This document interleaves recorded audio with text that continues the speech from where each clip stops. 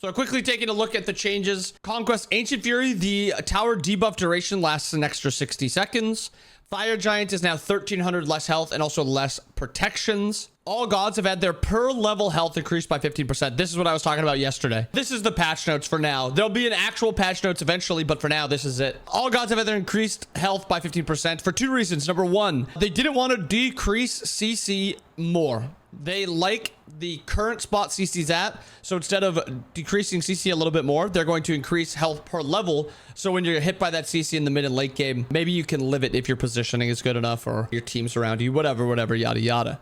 So an extra 15% health per level for all gods. This also, for number 2, helps hunters live in the late game. Hunters have had a big problem getting dove late game. They have to get in that 55 unit range. And if they do that, they're at threat of like a Sobek pluck, Hercules CC, whatever it is, yada, yada, assassin blink. So now they're able to trade a little bit more in the later portions of the game and maybe live the dive. Amaterasu decreased intelligence buff on her divine presence, which is, I think it's her one, from 16 to 50, scaling up to 50 plus 5% is now going to be 18 up to 34 plus 3%. So actually a really big nerf to Alma 1. Heavenly Reflection, her 2, the scaling is down from 60 and 85% int, is now 60 strength and 60 int, and the cooldown is going up 2 seconds. Alma also, Dazzling Offensive is getting nerfed. The damage scaling is now, instead of 50% strength and 45% int, is now 45% strength and 35% int. So sweeping nerfs to Amaterasu. Chalk is getting a buff though. Increased attack speed, base level from 0.96 to 1. A lot of gods are getting this base attack speed buff. Torrent is also lasting another second. I just hate it. I hate it so much. They're buffing Rain Dance cooldown from 16 down to 14 seconds. So his heal, his anti-trade tool, his somewhat chase down tool is now on a 14-second cooldown, which I do not love. I do not love at all. Fenrir nerf. Decrease the damage from 40 up to 160 plus 50% strength is now 40 to 140 plus 45% strength. So front end and back end, squishy or tanky, you're losing damage on brutalize. It is also getting an extra second on cooldown. And the biggest nerf to Fenrir is Ragnarok now has a delay to the bite. It is now no longer insta snatch you up. It is now a barely hit or like slower hit. So that's a good nerf. Hades buff, Death from Below, extra 5% int on his dash. His dash is also getting a buff to the... Okay, well, this is going to become an issue. This is going to become an issue. There's 2 things that need to be high cooldowns, and they're becoming very low cooldowns. It's dashes and it's heals. It's becoming really problematic that these, mostly tanks, honestly, like warriors and guardians, or warriors and guardians from Smite 1, they are able to engage with their dash and they're able to disengage with their dash, and they're able to proc their heals kind of like spamming in laning phase and in the late game. Poke doesn't really feel too relevant against them because of how low their cooldowns are. I really am not liking the direction we're going with these dashes. It's Hades, so I'm a little less worried, but like Sobek Pluck was a 12-second cooldown. Why is it a 12-second cooldown? Alma 3 is like a 13-second cooldown or something like that. Her 1 is it is an issue to the game when dashes and heals are, and like sustain options are becoming just really low cooldowns. But again, it's Hades, so we'll see how it goes. Shroud of Darkness is now scaling from 125 protections instead of, or sorry, decreased silence duration scaling from 100. So you need less protections to get a longer fear or silence duration on a Shroud of Darkness. Devour Souls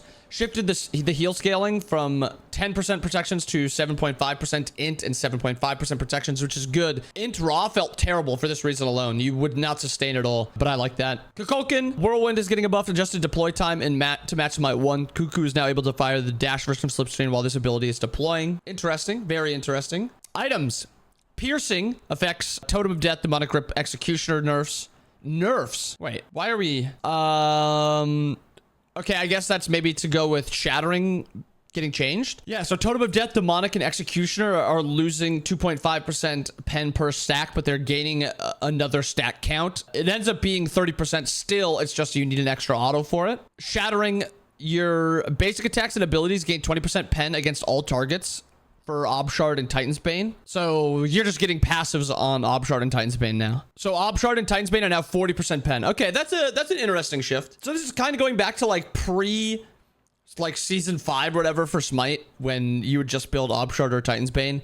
I assume you'll still probably build stuff like a rod, so you'll be hitting 50% pen and stuff like that. But that's a lot of pen in just one item, and unless this is just getting 20% pen on your auto attacks, which, you know, no, I'm pretty sure this is a 40% pen item. The pen lines are being moved to the passive, but then it's the exact same item because it doesn't change anything. It doesn't change anything with the item if it's just moved to the passive, because it's 20% pen. Moving it to the passive, it literally changes nothing. It's a nerf. So they're nerfing these items, which is a little weird, but I guess it's like the niche scenario of characters building just Crusher, Heartseeker, Obshard, or sorry, Crusher, Heartseeker, Bluestone, Reaver, and then just going Obshard, Titan's Bane.